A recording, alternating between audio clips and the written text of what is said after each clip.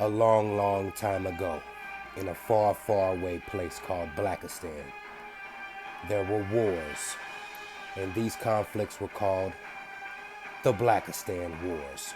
And throughout these wars, there arose a man of royal lineage, and his name was BenjaminDeSouza. He brought forth a sword that will shine light in darkness, free the captive minds, and bring truth and justice. His eyes glimmered like ember. His skin was like fine burnished steel, and as he walked, behind him he left a glistening wake. This is the story of BenjaminDeSouza, the Prince and the Warlord. Yo, what's happening? It's BenjaminDeSouza here, the Prince, back with another classic. And today I would like to speak about keeping things in perspective when you as a man are on your journey of personal growth. First, let me preface by saying that I've never been a hater. In my entire life, I've never been a hater. I've always made a conscious effort to quell any inkling of envy or jealousy in me towards another man or towards another person, for that matter. You know what I mean? And I guess that's because I was born in the 80s. Excuse me.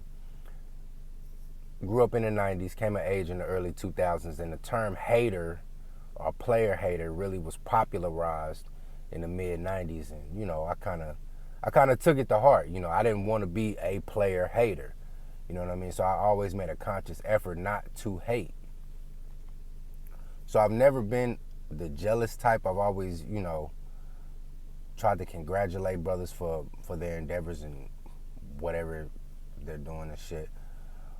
But I was having a conversation, this was years ago, probably about 10 years ago, with a friend of mine's ex-wife. They were married at the time. It was, I think I told this story before, but we were at my friend's house getting ready to watch the game. My buddy, he's outside on the grill doing his thing.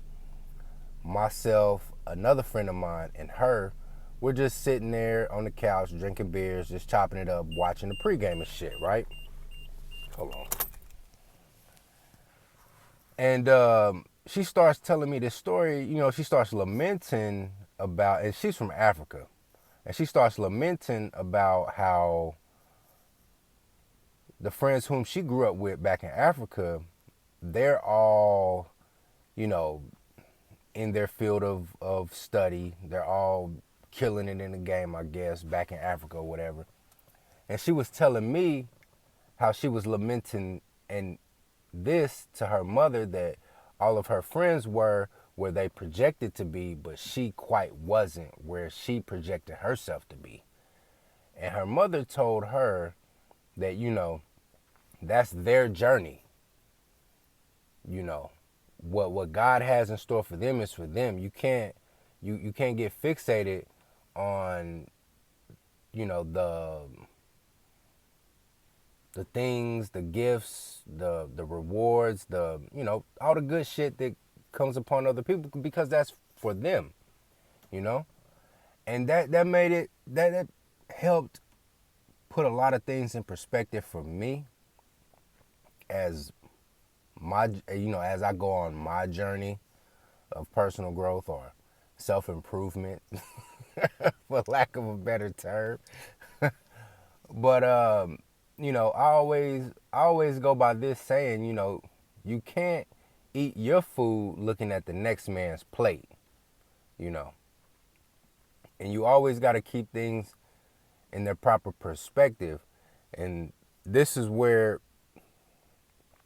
the phrase that I coined, self-actualization, Since I dropped that on my classic top 5 defects of black men, self-awareness and self-actualization being number one, being the number one defect of black men, I'm seeing a couple motherfuckers trying to bite my shit. But whatever. C'est la vie. But because the self-actualization part comes in, because you gotta appraise yourself to see where you are in life. You know what I mean? And you can't judge yourself by looking at someone else's life, because you don't know what it took for them to get there, or you don't know what they had to do, to get there. They may have done some things that you're not willing to do to get to where they are. They may have gone through some things that you're not willing to go through to get to where they are. So you got to keep things into perspective. And I don't want brothers to get down because, it's... Take for instance, right? You got a gentleman who has a settlement of some sort, right? He has a settlement, so he's got some money or whatever, and he has a lot of time on his hands. So now he can sit at home and go to the gym. Or better yet, let's say because this happened to a cousin of mine. Cousin of mine went to the army, got disability, and now he's getting paid like $65K a year just for being disabled. And this nigga has no job. Like, all he does is just work on his car and ride around all day. So you could have a guy who is getting disability from the army, getting like 65,000 a year, doesn't have a job. So now he's really not disabled, you know what I mean? He's technically disabled, but he's not like that disabled, you know what I mean? So he can go to the gym 6 days a week for like 3 hours at a time, you feel me? So now he comes out with this chiseled frame and shit. It's like, yeah, nigga, you can do that because, you getting a check every motherfucking month that's supplementing your motherfucking lifestyle. And it's affording you that time that you can go to the gym and knock out 3 hours in the gym. You know what I mean? A brother like me, I got to go bust up the ship row at the job for about 10, 12 hours a day. And then try to eke in a workout. You know what I mean? So it's like, but if I was to get fixated on the lifestyle of another in comparison to mine, I might get discouraged. You know what I'm saying? So, I'll always keep things in a proper perspective. Always on your journey to personal growth. Always self-scrutinize and think of ways to better yourself. That's all I got. Get up on that.